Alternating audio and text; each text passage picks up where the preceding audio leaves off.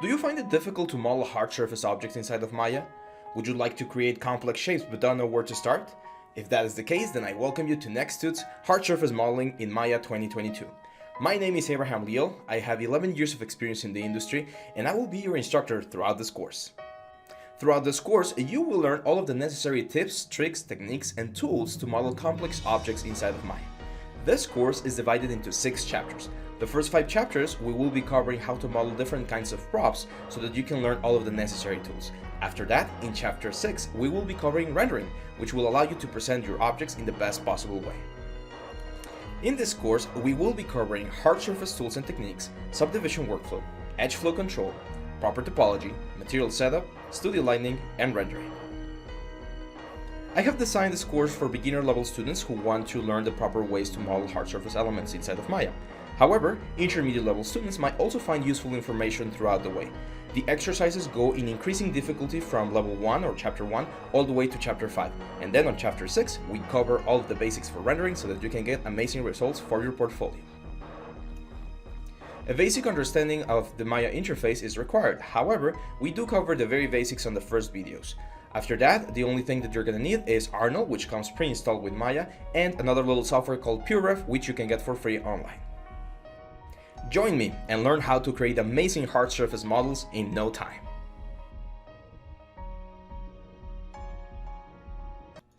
Hey guys, welcome to the first video in this series. Today we're going to start with the project setup. We're going to talk a little bit about Maya and we're going to get everything ready to go. So let's go. I'm assuming that if you're taking this course, you already have Maya installed, but I'm just going to go over a couple of the ways in which you can get Maya. Because a lot of people usually ask us, hey, how can I download Maya? How can I get the software ready? Well, there's 3 ways. Of course, you could buy like the full Maya version right here, which is a little bit pricey, I won't lie. It's 250 bucks a month, which I hope no one needs to do it.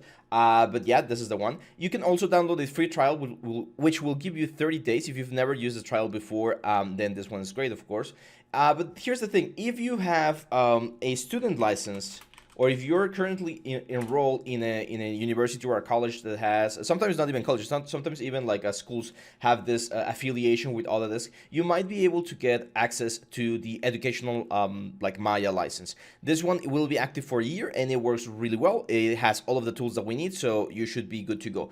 If this is not an option for you, if you don't have the free trial anymore and you still want to pursue more Maya, then I can recommend this one, which is a little bit hidden. Like if you don't know about it, you sometimes might miss it, but there's this thing called Maya Indie, and Maya Indie is a version of Maya. It's the same version, it's the exact same tools, like you're not gonna be losing any sort of tools or anything. But if your country is in any of these elements or in any of these places right here, so for instance, for myself, I'm here in Mexico, you can have access to this Maya Indie. There's only a couple of things that you need to, or that are required from you. First of all, you shouldn't be earning more than 50,000 US dollars a year from a Maya work, of course. You can't work on a project that's worth more than $100,000, and you can only have 1 subscription per user or organization. So pretty straightforward. I think most of us indie artists will be able to get this. Usually this is just to avoid the big studios from getting this or from using this. And it's really cheap. As you can see right here in Mexican pesos, it's 4,000 pesos almost, which would be about $200, and $200 for a full year. I think that's a really like nice amount. Like if you divide this like $200 between 12 months, you're only paying $16 a month, which is quite nice.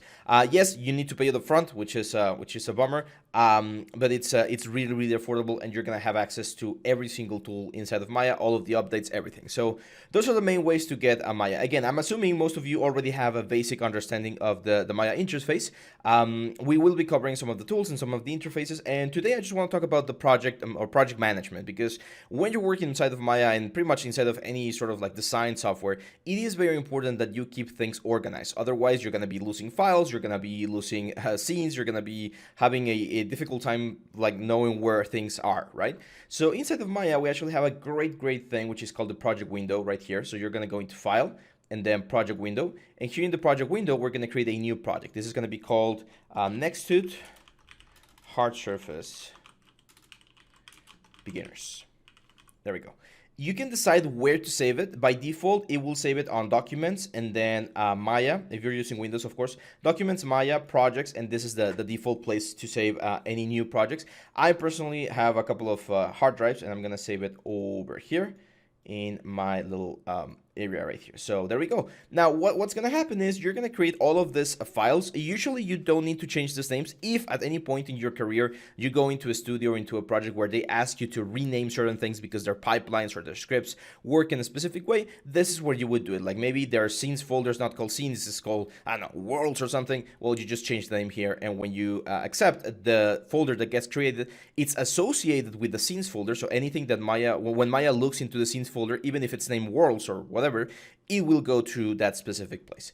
Now, the one that we really need is this one right here, the source images one, because all of the documents that come here with this project, all of the reference images and stuff should be here in the source image folder. So I'm just going to hit accept, and that's it. Other than that, another thing that it's very important for this project is the size of the grid. You can see right now that if I create a little cube, my cube is tiny. And the reason why this is happening is because right now I went here into the display options, the grid options, option box, and you can see my units are changed. So let me reset this back to where they were. This is the default size. I'm gonna hit apply. And now you can see if I create a cube, it looks a little bit more in line with what we normally expect. So 12, 5, and 5 are the usual like sizes for our grid. I'm going to change this to 100, 10, and 1. And the reason I'm going to change this is because I'm going to be working in something called real world scale or world scale, which means that every object that we model will measure as close as possible to the size that the object has in the real world. And this is very important because that will ensure that all of our tools and everything works a little bit better, especially with hard surface tools. You want to have enough size and space so that the bevels and the extrudes and everything work nicely. Okay, so the only thing or the only downside to doing this thing right here is that, yeah, now that we create objects are going to be really small. You can customize this, you can go here and edit the button and change the command so that the command has bigger size. I just find it easier to just create it and scale it up. I don't think that's that big of a deal. Another thing that we're going to be using is the grid right here. You can see right now we have a gradient, and I don't like this gradient due to a couple of reasons. First, it can be a little bit distracting, especially, well, I find it a little bit distracting. And second, when compressing the video, we sometimes get a little bit of banding. So I'm going to press Alt and V to turn this off. Alt and V as in background, and we can change or go around the colors. I like this medium gray. I think it looks quite nice, and it's not as harmful to the eye.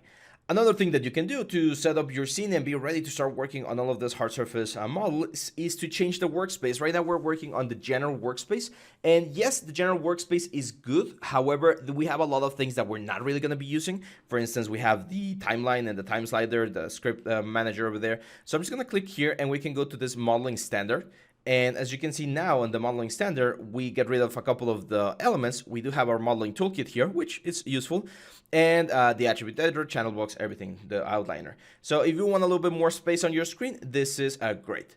One more thing before we go is the shelf. We are going to be using a specific shelf. You can see here that I have one for our animation course. I'm going to go to this little cogwheel over here. I'm going to click it, and I'm going to go into new shelf, and I'm going to say this next to modeling. So now we're going to have this shelf over here, and we can save as many buttons as we want in this shelf. I'm going to show you a couple that I use quite frequently. So first we're going to go to the create menu, to the edit menu, and we're going to say delete by type, and you're going to press Control, Shift, and then history. And that's going to add the delete history button right here, which if you are used to it, it's the same one that we have over here. It's just a different icon, but it's the same one, same function. Then we're going to go into modify, and we're going to do center pivot, and we're going to do freeze transformation. Those three buttons are like the holy grail of modeling. We're going to be using them quite a bit, and I always like to have them first here on my shelf. Then we're going to go into the create options. We're going to go into polygons, and we're going to do something similar. We are going to do Control Shift, sphere, cube, cylinder, torus, plane, and I like the pipe. Those are the 6 objects that I most normally use in my modeling. If there's one that you really like or that you're really going to be using for a specific project, you can of course go to modeling and just add it yourself. If you want to get rid of them, just right click and delete, and that will delete the button. Then we're going to go to the next one, which is mesh, and inside of the mesh panel we have a couple that I really need, and we use quite a bit. So it's going to be the combine. So again, Control Shift, combine, separate, fill hole, triangulate, and that's pretty much it. We do use the mirror, but I use a shortcut, so I'm going to show you that one later on. So you can see now we're starting to get our tools right here. Very, very common tools. Then we're going to go into Edit Mesh, and we're going to use, or we're going to add to our shelf the bevel, the bridge, collapse, extrude, merge to center. Yeah, duplicate and extract are useful as well. And I think that's it. Those are the ones for Edit Mesh. Finally, mesh tools, we're going to do the Create Polygon tool, Insert Edge Loop, Multi-Cut tool, super important, Offset Edge Loop, and yeah, I think that's pretty much it. And Quadro, that one's also really, really important. Finally, in Mesh Displays, I'm just going to add the Reverse button, which is really useful to flip normals, and probably the Harden and Soften Edge as well. So as you can see, we've now filled our shelf with most of the tools that we're going to be using. If we need more tools later on, we'll add them as well.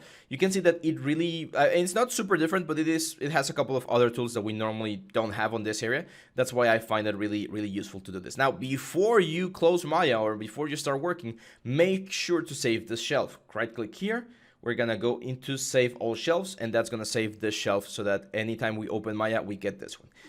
Just a quick note here, if you ever need to move computers or change workspaces, you can go into Documents, Maya, the version of Maya that you're using, Preferences, and then Shelves, and you're going to find the shelf that you just created, which is this one right here next to the modeling. If you copy and paste this file on the same path on a new computer, when you open Maya, you should have the same shelf as you have right here. So that one's also pretty handy. And yeah, that's pretty much it, guys. You are all set now with the project set and with this guy set. You're ready to go, and we're ready to start talking about some of the principles about modeling, some of the main things that we're going to be looking for, and we can start creating our first model. One last thing before I leave, make sure every single time you start working on this project to go into File, Set Project, and select the project. Like, look for where you save your project, select that folder, and set it so that any scene, any image, anything that we do gets saved on that specific path. And yeah, that's it for this one, guys. I'll see you back on the next one. Bye-bye.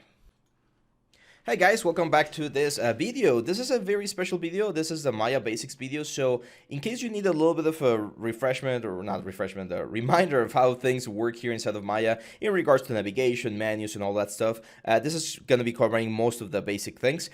If you already know this, or if you're ready to go into the exercise, make sure to just skip this video and move ahead. However, for those of you that want to get like a quick overview of the interface, this is going to be great. So first of all, navigation, very simple. You're going to be using the Alt key and your 3 clicks. So Alt and normal click will be the rotation here in your camera. Alt and middle mouse, it's going to be your pan, up and down, left and right. And Alt and right click will be your zoom. You can also use your scroll wheel to zoom in and out. However, as you can see, the scroll wheel here, it's a little bit like in step mode, and Alt and click and right click is going to be like in smooth mode. So that's the basics of the movement here inside of the viewport. You're going to get this gizmo right here. Remember, 3D is XYZ, and this gizmo will tell you where things are pointing. C in Maya is the front view, or it's facing forward. X is left and right, and Y is top to bottom. When you click on any of these icons right here and any of the menus here on the shelves, you remember you are going to be creating, as we saw here, an object like a cube. And then the keys that you're going to be using to manipulate this cube are very easy. Q is your selection tool. You can also use a selection box. W is going to be your movement. E is going to be your rotation, and R is going to be your scale. When you're in movement mode, you can select any of the axis and move it that way. You can also select any of this like little cubes, and that will constrain to the axis that you're using. So if I click the green button, it will only move on X and C. It will not move on the Y axis. Same for this one's right here. In the E key, which is the rotation tool, you are going to be able to rotate on each axis as well. So that's the X axis. Let's scale this thing.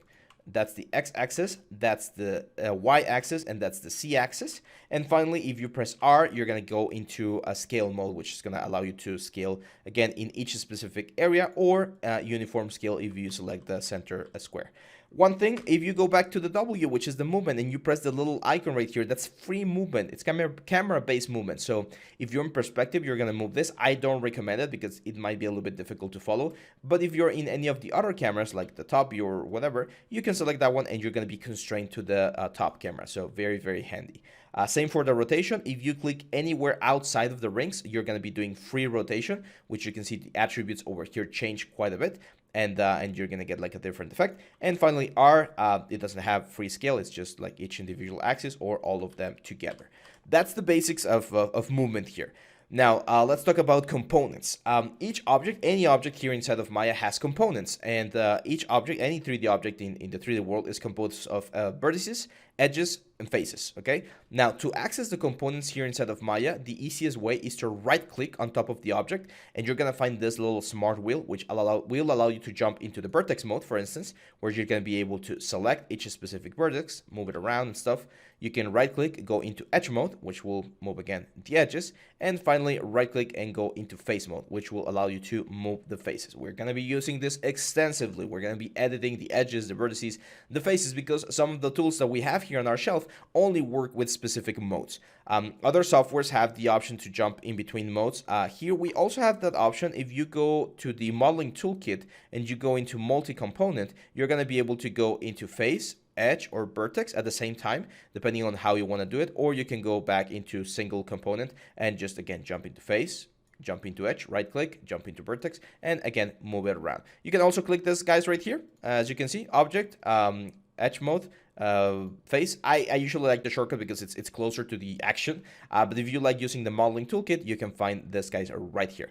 And again, depending on which one you have selected, like vertice, edge, or face, you're gonna have some of the things that are gonna be able to be used, some of the tools that you're gonna be able to work with.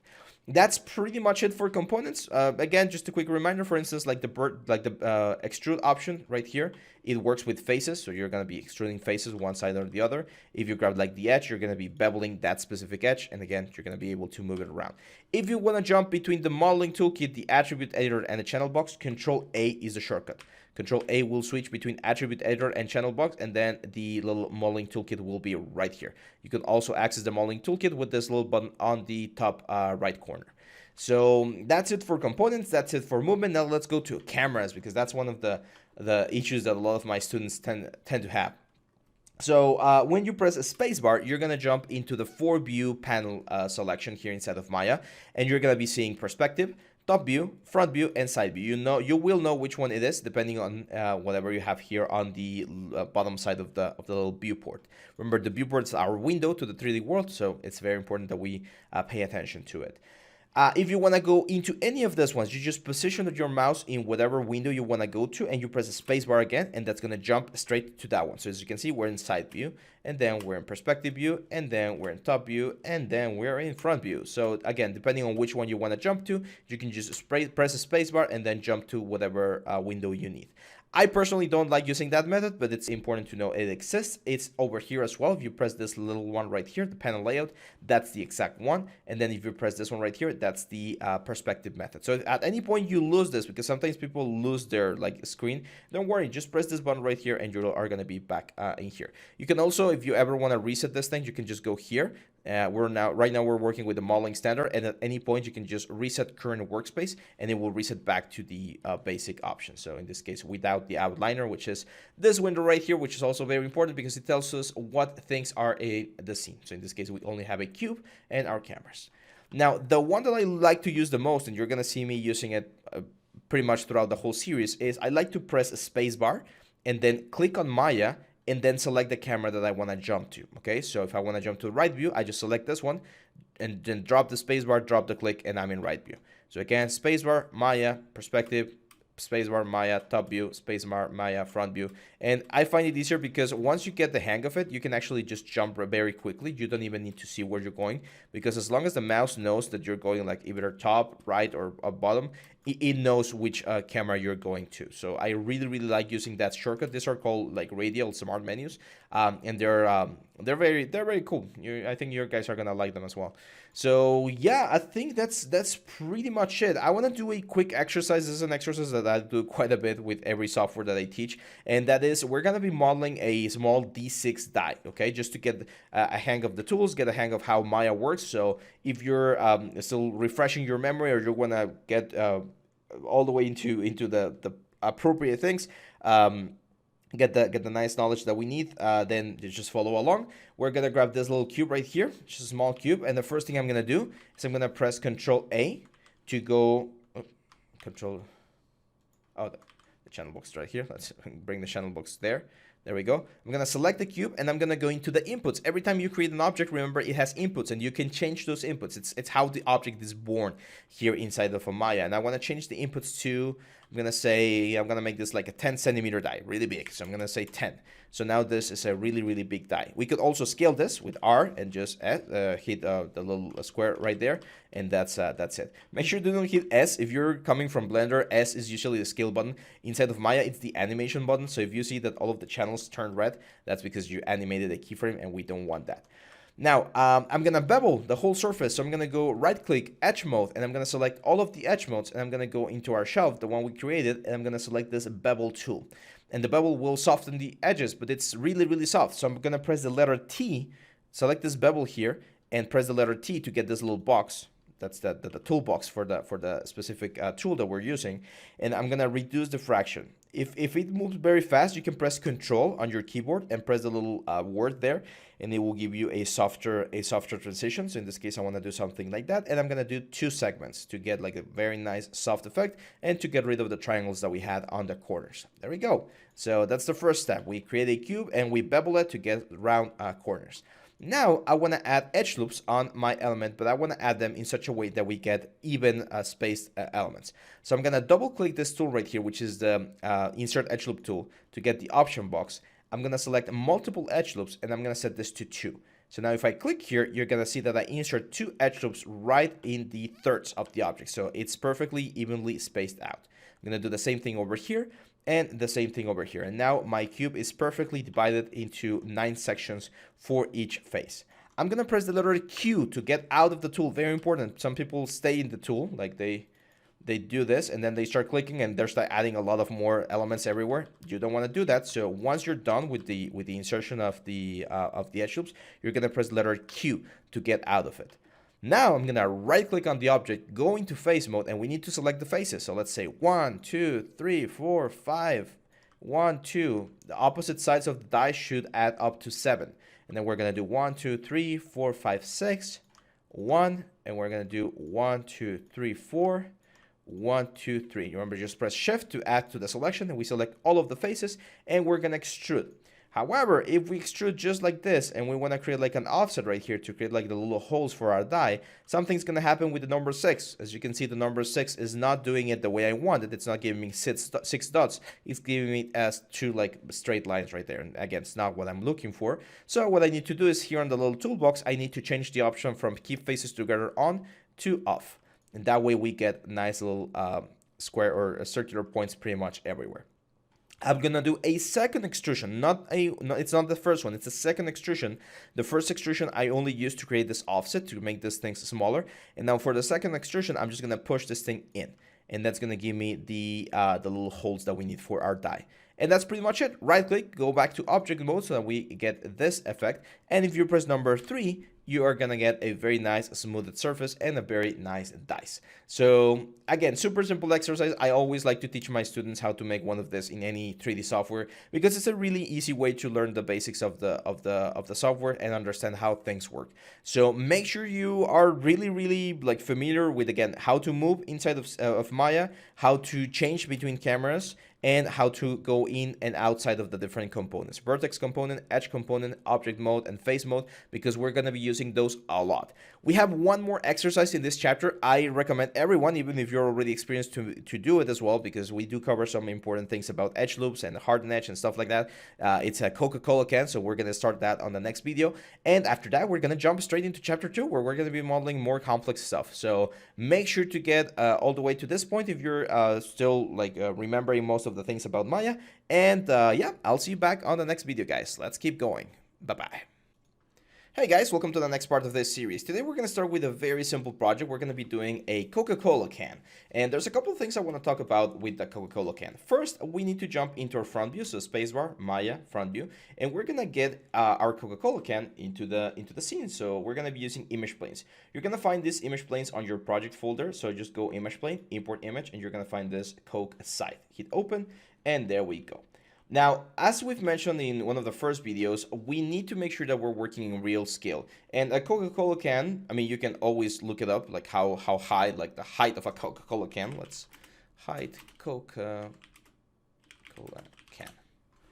it says right here, it's 6.1 inches tall, which should be about like 7 centimeters. So I am going to create a cylinder, which is of course going to be my basic shape.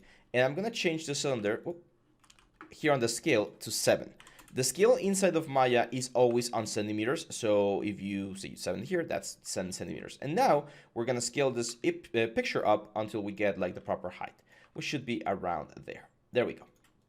Now we're going to jump onto the top view, and we also want to get the image here on the top view. So I'm going to go view, image plane, import image, and we're going to import this Coke top right here. And one of the things that you're going to notice is that the image on the top might not match with the height or the size of the image on the front. So here's where you're going to have to scale this up, probably like move this like right about there, and try to get it as close as possible, which that one looks really nice.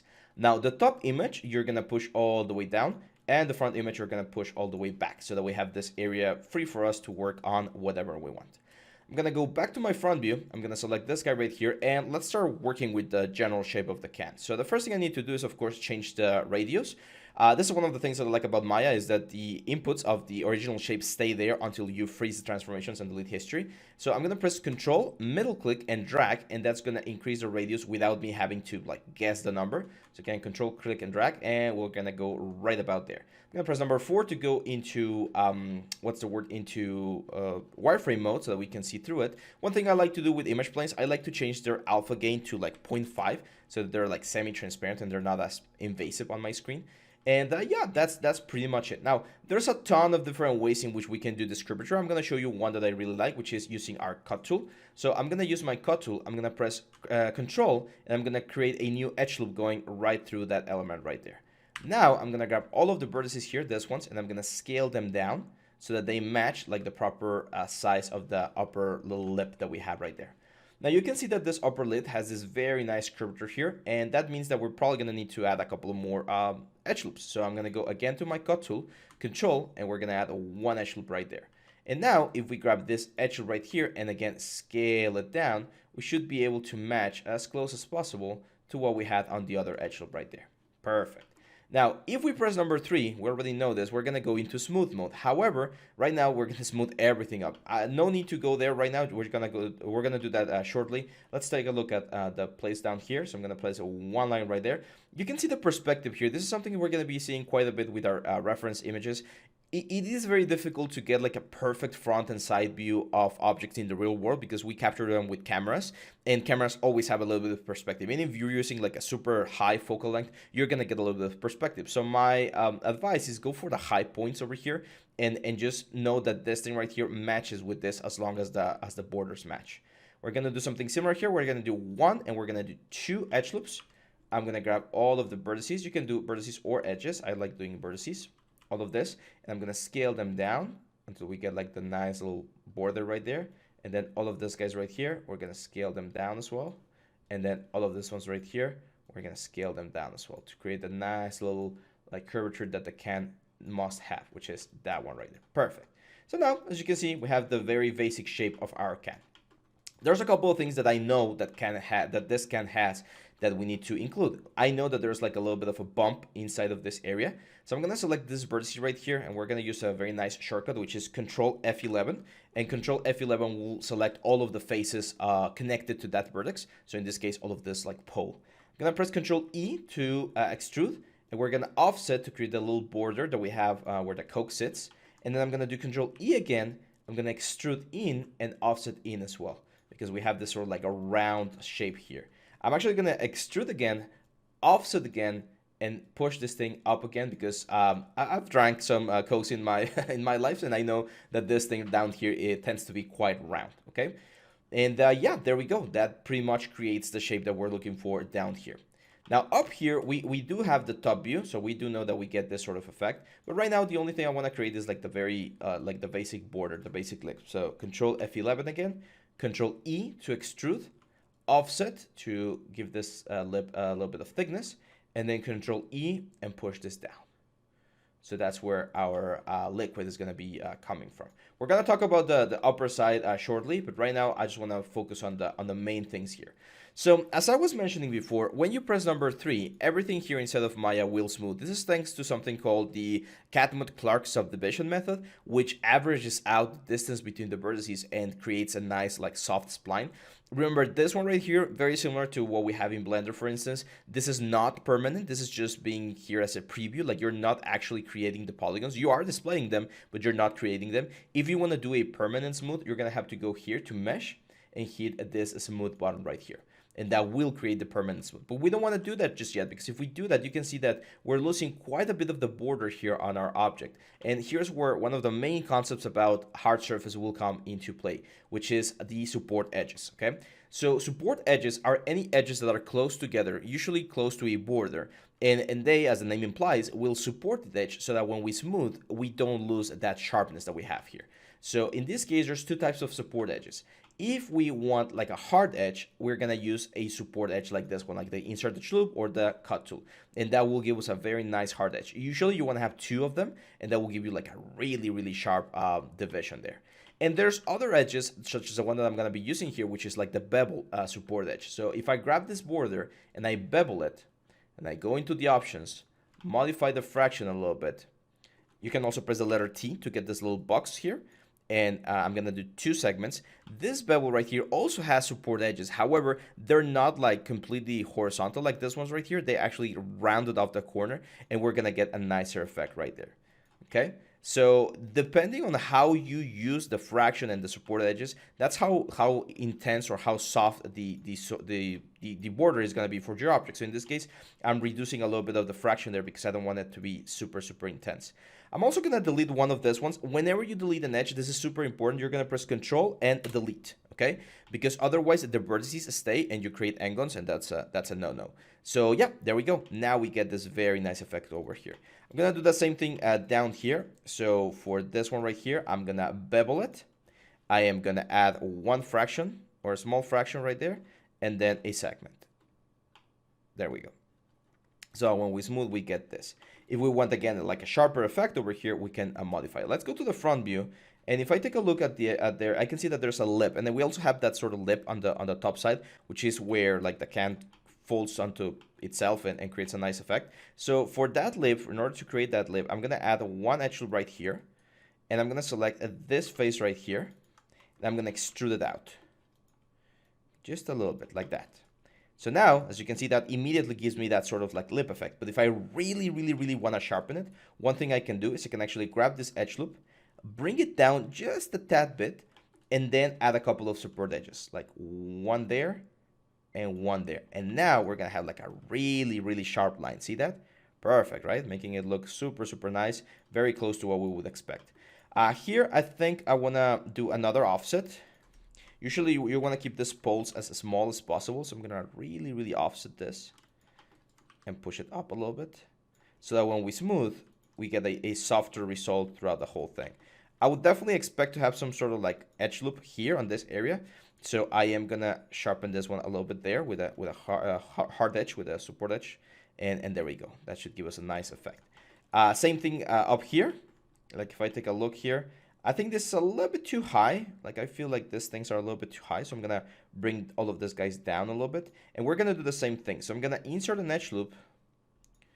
Let's go right click, object mode, right click, object mode. There we go. Right click here on the cut tool, and we're going to cut that thing right there, which is the silver lip. Grab that silver lip, extrude it out. So push it out a little bit. There we go. Just a little bit. It's not necessary to go overboard. And now to make this thing look way, way nicer, we're going to add an edge loop right there and right there. So when we press number 3, we're going to get that very nice sharp line, which is like the cap of the actual can, right? So yeah, that's pretty much it. Now let's finish this up by doing just the groups that we have here on the top. Again, it's part of like the can system.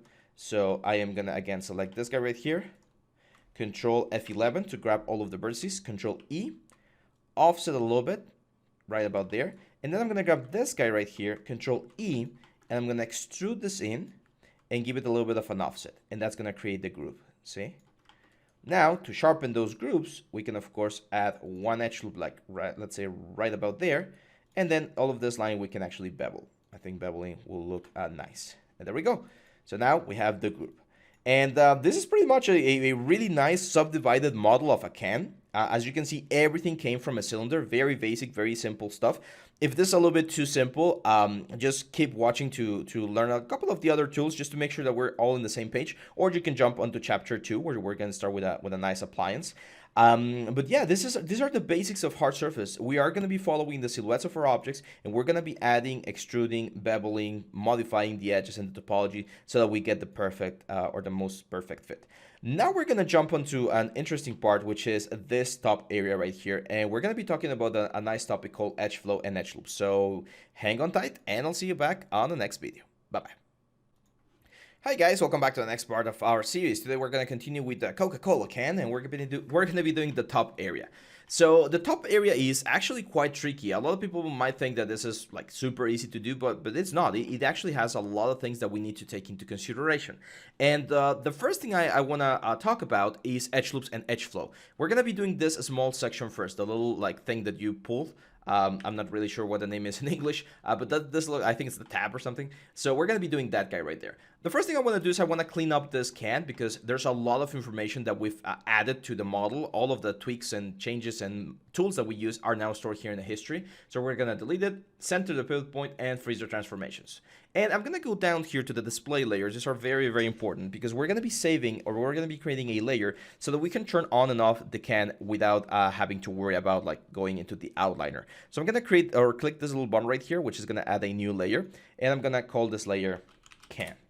So now, if you go here to the V key, you can just turn off visibility, and now we're not going to be seeing the can, which is great because now we can focus on this thing right here without having to worry about the can. So let's focus on the tab first. And as you can see, this is a very complex shape. It might seem like it's really easy to do, and it actually is not difficult, but we do need to take certain things into consideration to make sure that this is as nice as possible. So for this one, I'm going to be using one of my most useful methods, very common method, which is the Quadro and the create polygon method. So I'm going to go here to this polygon right here. I'm going to create a poly face. I'm going to do 1, 2, 3, 4, and hit enter. And there we go. We have a face. And now, once we have a face, we can actually start working with this tool, which is called the Quadro Tool. Quadro Tool is super, super, super important. We're going to be using it quite a bit throughout our course. And the way it works is super simple. You just place 2 dots in between like other 2 dots, which in this case are already edges and vertices. You press shift, and then you create a new face. And this new face, as you can see, will allow me to start kind of like creating the silhouette of the whole element. But here's where edge loops come into play. We really want to keep all of the nice hard edges that this little tab has. And in order to do that, I'm going to need to make sure that we have an edge loop going exactly where I want them to go. So let's focus on this one right here. I know that if I want to have this as a very nice soft edge, we need to create a loop that goes around the whole thing. But we have a problem here. Like this thing is already like working to create the silhouette over here, and we're not really creating what we want on top. So what can we do here? Easy. We just, with control, we just add one more line here, and we create the edge loop for the top part right here, like this. Now, usually when you're building any sort of object, you want to kind of keep it symmetrical. So if we have 1, 2, we would have like 3, and then that would be 3, and this is 4, and let's do 1 like right there. Keeping things symmetrical and with even numbers usually helps organize everything that we normally do here inside of Maya. So I like to keep it that way. Now you can see that we're already getting this sort of like top side here. There's another like nice edge loop that covers the whole tab as well. But we're going to ignore that one right now, and we're going to focus on this one because this is another like complex shape. So this is this little like metallic shape, and we have a corner here. Corners are one of those topics that always confuse people because some people might think, yeah, you just do a corner like this and that's it. And usually, yes. However, when you have a round corner like this, you definitely want to have a round flow of your edges like this, okay? So that when we press number 3, we get a nice soft edge flow that goes nicely where we want. It will add more geometry, yes, but it will give you a nicer topology as well. So all of this we need to fill in. So let's fill in with all of these faces. See how we have that nice little square face there that shares. I like to call this chicken foot because we get like this three-sided thing. I know chickens have like 4 or 5, but it kind of looks like that to me. And then we're just gonna keep going down like this.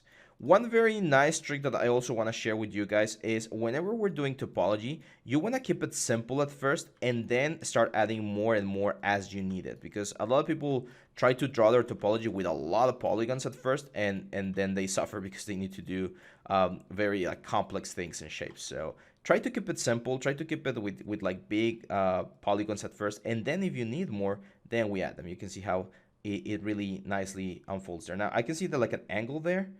And the color of the image is a little bit difficult to really visualize, but it will be like right about there. Now let's just keep filling this in. Again, we're just bringing all of these edge loops, the ones that are flowing from top to bottom, and we're gonna bring them. Now we're gonna be focusing on this like border that we have over here. So we're gonna be bringing all of this guys to the border. And here's where things are gonna get tricky, because yes, we're forming a nice like edge loop over here. I mean, that starts to look nice. We already have one over here, but it gets tricky, like congested over here, right? Kind of like a traffic jam. So I'm actually going to bring these guys down. I'm going to push them in a little bit. And we're going to start drawing a new edge loop that's going to be like flowing along the whole thing over here. So there. Let's just continue there. We'll fix that topology. I'll show you why or how. And we'll just keep going. Oh, going, and there we go. So now, as you can see, we have created a new edge flow that goes all around our object. We can try and move this thing as nice as we can. We can also grab like all of these vertices and just like scale them, because I know that's like a pretty straight effect or element. So all of those guys can be moved that way. Now we just move some of these guys over here. There we go. Now we have a couple of problematic areas, and here's where we're gonna have to take or make a couple of decisions. The first decision we need to make is, okay, what do we want to do here? We can just eliminate this one and keep it triangle, which is not a bad idea because this is a flat surface and triangles in flat surfaces work really well. We could like split this thing right here, add another edge loop, and just complete everything with a very nice edge loop. Let me show you. So if I were to select this guys and bevel them, I'm gonna open like a new road here. And now it should be fairly easy to go into edge loop and just like boop, combine those. That's also a good idea. We of course get these things right here, which are n-gons. We need to fix them. One quick way to do so would be to just like triangulate these things right here, and to delete this to triangles. Whenever you have two triangles really close together, you can just join them with like a little edge right there. And as you can see, now that's an edge flow right there. There we go.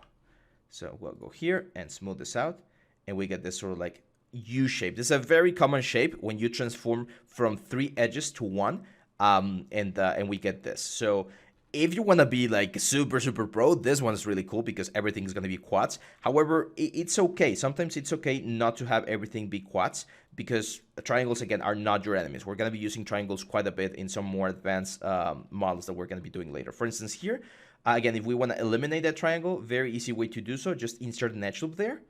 And that creates a triangle here, or it's a square, but it looks very much like a triangle. And then we can just smooth this out and relax the topology so that things work nicely. I'm pressing Shift here to while using the Quadro tool to relax the topology. And there we go. We have a super clean topology for the whole thing. Now we can grab like all of these middle edges or vertices, scale them, and with W and X, snap them to the center so that when we mirror this, we of course get exactly the shape that we want. But we're not done yet, because as you can see, we still have all of this thing that actually goes up. Now here is where I'm gonna save myself a little bit of struggle. I'm gonna select all of this edge loop, go into Quadro, and actually I'm just gonna press Tab key on my Quadro, extrude this out, and there's a nice little option here. If you double click the tool, you can change the extent from edge to border. And if you extend, you can see that everything gets extended. Actually, let's do that. I'm gonna extend everything here. No, actually, I'm trying to think which is the best tool. I'm gonna use extrude. I'm gonna show you how. I'm just gonna grab the whole thing here. I'm gonna extrude this thing. And now if we use thickness, or offset in this case, you can see how we're extruding the whole thing out. Now, of course, we're gonna have to go into vertex mode and move some of these vertices so that they really match the size of or the shape of the element, but at least it saves us a little bit of work. So what we're doing here is we're working with a flat thing, and then we're gonna start adding the volume and all of the changes to the shape so that we match our reference, okay? So yeah, as you can see, our nice little tab here is ready. We have a nice topology. Everything is flowing exactly how we want. Now it's time to start giving it the three-dimensionality that it needs. So the first thing I'm gonna do is, of course, I'm gonna press Shift, right click, and I'm gonna go into Mirror, option box, and this is gonna be mirror, not on the world, because as you can see, we're actually not centered on the world. Our little tab is like off center, which I don't know why. Did I move it? Oh, seems like I moved it. My bad. There we go. So now we can do world X negative, and we hit apply. And there we go. We have our nice little tab, flat of course, but it's ready to be extruded. So the first thing I notice is that the outer edge of this whole thing is kind of like a raised up. So I'm going to grab the whole edge right here. I'm going to extrude, bring it up, and offset a little bit to give it this sort of like a round shape, right? And let's bring it down a little bit. There we go. Something like that. As you can see, we create this nice little shape on the outside, which if we press number 3, we're getting close to what we have here on our setup, right? The other thing I notice is that there's a very, very harsh line here on the center. So like on this line right there. So I am gonna use my insert edge loop, and I'm gonna do that right there. But oh my God, what's happening there? It's probably an angon. You can see that there's like an angon or something's not like completely combined. Because technically, there we go. See that? Boom. Sometimes the mirror function does that. I'm not sure why it does it. It's very weird. Sometimes I get it, sometimes I don't. But yeah, just make sure that you're eliminating or deleting that one right there. So now we go back to our cut tool, and we're gonna add one edge loop right there and another one on the inside, and that's gonna give us a very nice hard edge on that specific part right there. Perfect. Finally, we need to give this thing the sort of like thickness that it has. So I'm going to grab this edge loop, the external edge loop. I'm going to extrude it, move it down with W, and then extrude it and scale it in. And that's gonna give me this sort of like a rounded effect where the metal kind of goes or folds onto itself. And I'm going to do the same thing for this guy right here. So again, Control E, move it down, and then Control E. And in this case, we're going to offset our thickness out like this. And of course, we're going to round all of those edge loops with a very nice bevel. Now that's going to look like it's actually like folding down onto itself like this. And we're going to do the same thing over here. So Control E, push this down. Control E, thickness, push it out so that it creates this sort of like fold. And then just grab this guy and this guy, and we're going to bevel. And that's going to give us the fold that we're looking for. Now, a big question, or a question that a lot of students ask me whenever we're taking a look at this sort of thing is, should we extrude this to give it thickness? Like, should we like extrude the whole thing and give it thickness? And the answer is, if the object that you're like taking a look at is really thin, like this thing right here, which is just like folded metal, you can actually leave it like this. Like having back faces like this is not bad. Most renders can render the back face of an object, but you just need to make sure that it is in a shape that makes sense. For instance, like a piece of paper. Like if you're doing like a pamphlet or something, or like a poster pasted to a wall, you're not gonna create like a plane and then give the plane some thickness just because you want to have like the 0.3 millimeter thickness of the paper. No, you just keep a plane and that's it. But most of the times, yes, you are gonna have thickness for objects, especially hard surface objects. I think I want to give it a nice little like a bevel on this edge right there. Again, you can press the letter T, select the bevel, and press the letter T to get this nice little tool, and that's gonna sharpen it up a little bit more. And there we go. One thing that we're missing though is you can remember that we had this very nice line here. So I'm gonna add one line right there, and that's gonna make it a little bit harder. Like it's gonna give us a nice harsher effect on that thing right there. I actually think we might want to add one like here and here. There we go, and that gives us the nice like effect that we're going for. You can see that we have a nice little, that's like the pivot point that we use to bring the little tab up. So for that, we're gonna add probably a cylinder. I think a cylinder is the best option. So we're just gonna create a cylinder. Let's go to the top view. Make sure we match the size. I know it's not centered. The image is not centered. We can center the image a little bit better. There we go. And here's where we are going to use one of the rules. If you don't see a face, you usually don't model it. So I'm going to delete the lower faces, the lower cap, like that. And then this thing is going to be really flat. Get it right there. And of course, we're going to bevel this thing with a nice fraction and a couple of seconds. So when we smooth this out, we get this nice little piece. Perfect. So now we can bring our can back up. Select this guy right here and bring it all the way to the top. Let's turn number 5 so that we go into shade mode. Let's smooth this out and just position this where it's supposed to be, which is, I would say, about there. We still need to do, of course, the segments here for the can. The can has a lot of very intricate shapes as well. All of this guys right here. I'm going to show you a very nice way to do those, but that's going to be on the next video. So make sure to get all the way up to this point. Make sure to save. So I'm going to save this in as Coca-Cola Can. I usually like to save as a Maya ASCII. I think I've mentioned this before. This is like a more it's a newer version of the Maya files, and it works a little bit better, I think. So yeah, make sure to save it on your scenes, on your project, and we're good to go. This is it for now, guys. I'll see you back on the next video when we finish the last part of the can. So hang on tight, and I'll see you back on the next one. Bye-bye. Hi guys, welcome back to the next part of our series. Today we're going to continue with the Coca-Cola can, and we're going to be talking about interlocking Edgeflow, which is just a fancy term that I came up with that I think is going to show you a very important part of the topology process. So I'm going to grab the little tab here. I'm going to create another layer. Hey, I thought we named this layer can. There we go. Let's call this can layer. Save. Perfect. And this is going to be the tab layer. There we go. Save. Perfect. So we're going to hide that one as well. And I know that we already have our can like upper surface, like which is this one right here, right? So we have this guy, and I know that all of the things that I'm going to need to do need to fall into this place so that they fit nicely with the rest of the elements. So what I'm going to do now is I'm actually going to inset this guy. So Control E, well, offset, and just create a nice little edge flow on the edge right there. And I'm actually going to delete the caps because the only thing I'm interested in is this line right here. And this line right here, I'm going to say Mesh Tools or Edit Mesh, and I'm going to say Extract. So I'm extracting that little ring from the original can, which later on we're going to be able to just patch up and combine it again. But right now, I just want to get it out. So we're going to, I'm going to click this guy, go into the can layer, right click and say Remove Selected Objects so that when we turn the layer off, oh, it's not doing it. Okay, let me see Shift P to unparent it. Now it's out here and delete history. Let's see if now, there we go. So now it's only there. This little guy, I'm actually going to go here, right click and add selected objects. So now we have this guy right here, and we're going to be building the topology that we need to build, which is all of these very interesting shapes inside of this circle right here. As you might imagine, we're actually going to delete half of the faces because we don't need them. And we're going to jump straight into creating our topology. The way we're going to create this topology is very similar to how we created the tab. We're going to be using our Quadro, and we already have polygons. So the only thing I need to do is I need to jump into the Quadro tool.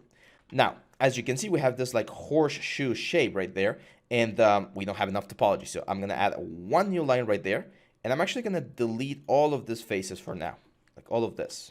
So now we have this nice line right here. And I'm going to use this edge flow that we already have here to create this sort of horseshoe shape that goes all the way until right about there. So that's going to be one of my edge flows. I know that that's that's going to be one of the shapes that I'm going to need to pay attention to. The other shape that I need is this one right here, this sort of like a mouth. So again, following one of the rules that we had earlier, I'm going to try to match the same amount of polygons so that it's easy to bridge them in this area. So for instance, there's going to be a couple of points, for instance, here where I definitely need a couple more edge loops. Even here, I might need one more edge loop, and that's fine. But as long as you can keep it as close as possible to the number of edge loops that you have in other parts of your model, that's going to be a lot easier for what we're about to do. Because now, what I need to do is I just need to start bridging things in this way. Like this, there. Try again to keep it as square as possible, or as many squares as possible. And yeah, that looks good. So now from here, we can start moving forward. So the rule of thumb, and we've talked about this before, we want to try and keep the flow going from top to bottom and from left to right. That's like a very general rule of thumb that we use quite a bit inside of modeling. So the problem is going to be that we're going to start adding more edge loops here, for instance, and eventually we're going to get to a point where, hey, we only have one edge loop right here. Like, how can we make this thing, like right now here, it's 3 edge loops, 1, 2, 3. How can we convert this 3 edge loops into a single edge loops in a clean way? And the answer is using one of the little tricks that we saw in the last lesson, which is a topology flow. So the easiest way is you create one polygon right here, and you move this thing a little bit out so that you create this sort of like, I like to call this, what's the word? Like this corner right here, okay? So now we've changed the flow from 2 to 1. In this case right here, we can actually move them to the side so that they start connecting to the outer side of our element, and we can continue having our very nice edge flow all throughout the surface here. Now, up here, we do have this little like extra tab, so we're probably gonna need an extra edge loop there, and let's just create a little like shape for this. So just a little square there that covers that specific area. There we go. Now on this side, we need to continue patching up all of the details that we have. And if we can find like easy squares to do so, we can do that. Now, we are going to find, and this is why I like this exercise, we are going to find a couple of triangles. And again, triangles are fine as long as they're in flat surfaces and as long as they're not like colliding or influencing the topology that we already did. So as you can see, this triangle right here is not really affecting the topology of this horseshoe thing. And it's not like doing any sort of like it's not really affecting. Here, for instance, again, we can have like another triangle like right there, and it's on a flat surface, it's not affecting any of the other objects, so we should be perfectly fine. There we go. Now this inner side, of course, 1, 2, and if we want to keep it simple, we can add another edge loop there, help ourselves, another triangle there, no problem at all. The most important thing is that we have this edge loop right here, this edge loop right here, and this little edge right here, this little face. So we pretty much built or finished this puzzle. I really like doing topology like this because it is kind of like solving a puzzle. And don't let anyone tell you there's not like a specific like right way or wrong way to do it. There's a lot of ways. The only thing is that it needs to flow and give you the details that you're looking for. So if you ask someone to model this can and model the top part of this can, everyone's gonna find like a different solution for this. But as long as it looks good on the render and the surface reads nicely, then you're good. Like no one's gonna be like, oh, that's not completely optimized. You could have used one less triangle here, one less triangle there. No one talks about that in production. In production, the only thing that matters is the final result. So as long as the final result looks good, you're completely fine. So let's smooth this thing or scale this thing. So I can just grab all of the vertices, R, and just scale them in. And with the letter X, I'm just going to snap them to the center so they're perfectly centered. And we're going to say Shift, right click, mirror. And this again will be world X negative. Make sure you have this thing set up as well, custom 0.001. Make sure the settings are exactly like this. So when you mirror, you get like the perfect effect. And that's it. Like, as you can see, we have a lot of interlocking geometries and things going on around here. But the great thing is at the very end, like at the very edge loop, like the outer edge loop, it's still the 20 sides that we need for the can. Now, to actually get the effects that we need, I am going to grab the faces. So this face right here, this horseshoe element, and this little like tab right there. And we're going to Control E to extrude up and offset a little bit to get this sort of like round effect. And there we go. When we press number 3, as you can see, we're gonna get this very nice effect. If we wanna make this look sharper, we of course can add a couple of edge loops. So let's add just a couple of edge loops on the borders there, and as you can see, that's gonna really make it look nice. Now, here's where we're gonna have a couple of problems. So for instance, this piece right here, if I do it, it goes really round. But I don't wanna add edge loops here because if I do this, all of the other elements on my piece are gonna become like really wrong. So I'm gonna show you a nice little technique here that's gonna give us exactly the result that we want. So what I'm gonna do is I'm gonna delete this face, or I'm actually gonna delete half of it so that we don't have to do double the work. And I'm gonna delete the faces where this edge flow is gonna flow. So as you can see, if I insert an edge loop here, it goes all the way to the border there, and it goes all the way over here. So I am gonna delete this face for just a second. And then I am going to delete this face for just a second as well. Actually, no, I don't want to delete that face. I'm going to delete this face right here. So now, if I insert an edge loop right here, you're going to see that this thing stops right there. because there's nowhere else to go. Same for this one over here.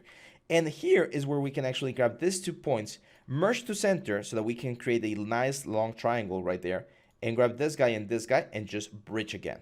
So we're pretty much telling this guy, hey, the edge loop or the hard edge is going to stop right there. And since this is a flat area, it will look perfectly fine. Same thing here. I'm going to go from here to here and bridge to recover our original face. And then this one right here, we can do edit mesh or mesh and say fill hole. And that will fill the triangle. And again, when I press number 3, yes, we're going to have a triangle there. But again, since it's a flat area, nothing's going to really happen. Like no one's going to know that there's a triangle there. And we can recover or get this nice little sharp form back.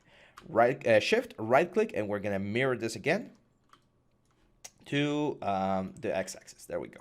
So now when we press number 3, this no longer looks super soft. It looks a lot nicer, and we're not destroying our topology. We're still using quads and triangles, and everything is flowing very, very nicely. The last thing I would like to add, and this is a little bit more, I would say a little bit advanced, but I think you guys can handle it, is you can see there's a line there that is where the can is going to be like opening and when you cut the element, right? And right now we don't really see it, but we do have the edge flow. We do have like this guy right there, and all of this edge flow going all the way over here. So I'm going to select the edge, and when you select an edge, we've talked about this before, and you bevel it, what's going to happen is just going to create a loop, right? Now here we are creating an angle, but we can actually, again, using the same trick we did before, we can just select all of these points and snap them together, and that's a triangle now. So grab all of these points and merge them to center so that they're together, and now that's a triangle. You can see it, the triangle right there.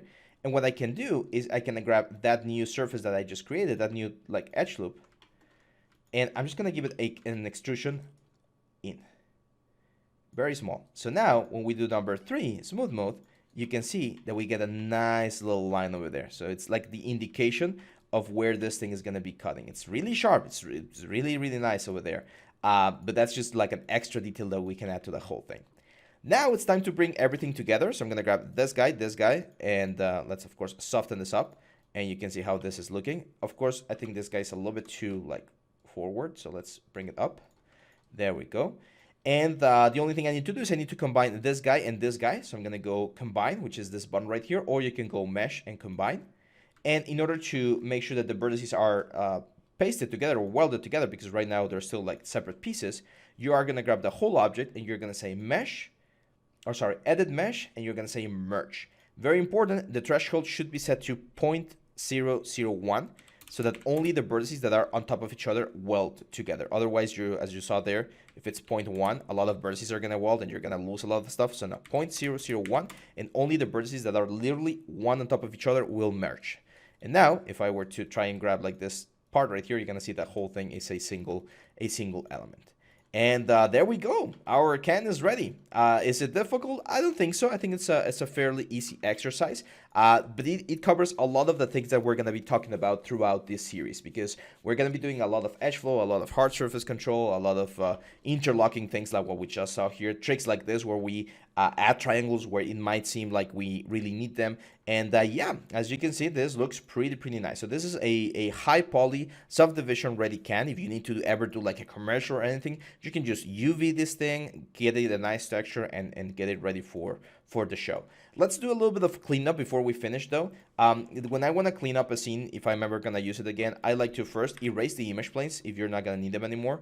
Grab all of the elements, press Shift P to make sure that there's no groups, nothing. And then we're going to do delete history, center pivot, freeze transformation so that all of the elements are clean.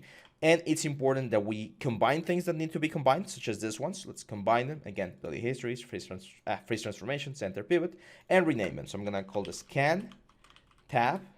And I like to add the suffix geo so that I know that that's the geo. And this is going to be can geo.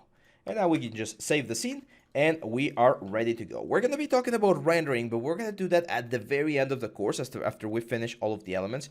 But yeah, as you can see, this is looking quite nice. Hopefully you guys like this model. This is the end of chapter 1. It's just, again, this chapter is just a quick introduction, getting you guys into the mindset of how hard surfacing works, especially for those of you that are completely new or really new to 3D. If this was a little bit too simple for you, don't worry. The exercises are gonna get quite tricky. I think you guys are gonna like it. So yeah, that's it for now, guys. I'll see you back on the next chapter. Bye bye.